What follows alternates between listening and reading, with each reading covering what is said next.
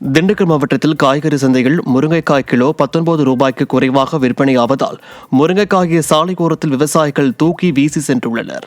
ஒட்டன்சத்திரம், இடையக்கோட்டை, வேடசந்தூர், ஆத்தூர் உள்ளிட்ட அனைத்து சுற்றுப்புற கிராமங்களிலும் அதிக அளவு முருங்கைக்காய் விவசாயம் நடைபெற்று வருகிறது.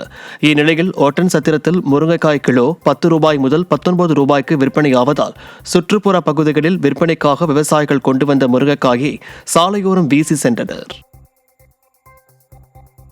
பெரம்பலூர் மாவட்ட ஆட்சியர் அலுவலகத்தில் பொதுமக்களுக்கும் அதிகாரிகளுக்கும் இடையே ஏற்பட்ட கைகலப்பால் பரபரப்பு ஏற்பட்டது.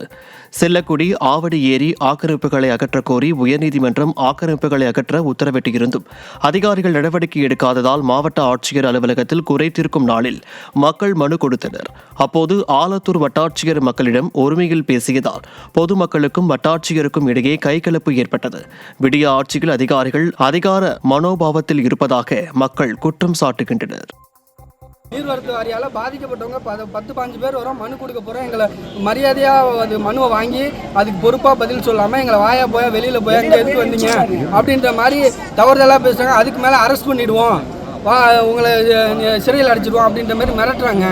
இதை தான் தொடர்ச்சியாக பண்ணுறாங்க. எங்கள்கிட்ட அங்கேயும் அதுதான் ஒழுங்காக ரெஸ்பான்ஸ் பண்ண மாட்டேன். ஸ்ரீவில்லிபுத்தூரில் பள்ளிக்கு அருகே செயல்படும் மதுபான கடையால் மாணவர்கள் மது பழக்கத்திற்கு அடிமையாவதாக கூறி மாவட்ட ஆட்சியர் அலுவலகத்தை பெற்றோர்கள் முற்றுகையிட்டனர். விருதுநகர் மாவட்டம் ஸ்ரீவில்லிபுத்தூர் அருகே உள்ள மாநகசேரியில் அரசு பள்ளி, அரசு ஆரம்ப சுகாதார நிலையம், தீப்பெட்டி தொழிற்சாலை ஆகியவை செயல்பட்டு வருகின்றன.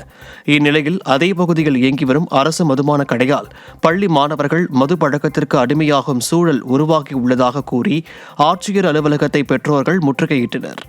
மதுக்கடையை வேறு இடத்திற்கு மாற்ற வேண்டும் என்று விடியா திமுக அரசுக்கு அவர்கள் கோரிக்கை விடுத்தனர். விருதுநகர் மாவட்டம் மானாசேரி பக்கத்து மல்லி பக்கத்துல மானாசேரி இருக்கு. அங்க ஒயின் ஷாப் இருக்கு. ஒயின் ஷாப்பை சுத்தி காலேஜ் ஸ்கூல் இருக்கு, வீடுக இருக்கு, ஆஸ்பத்திரி இருக்கு.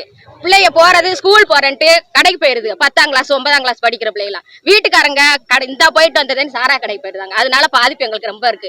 ஒண்ணு அந்த கடையை எடுங்க, இல்லாட்டா வேற இடத்துல மாத்தி வைங்க. இதனால எத்தனை குடும்பங்கள் இழந்திருக்கு. புருஷன் இல்லாம சின்ன பிள்ளைகளை வச்சுட்டு ரொம்ப நாங்களாம் கஷ்டப்படுறோம். ஏகப்பட்டு பேர் இதுல இறந்துருக்காங்க. இந்த பச்சை பிள்ளைய வச்சுக்கிட்டு அவ புருஷன் கவர்மெண்ட் வேலைக்கு போறவன் குடிச்சிட்டு வீட்லயே தான் இருக்கா. பிள்ளைகளை வேலையை எழுதி கொடுத்துட்டு வந்துட்டான்.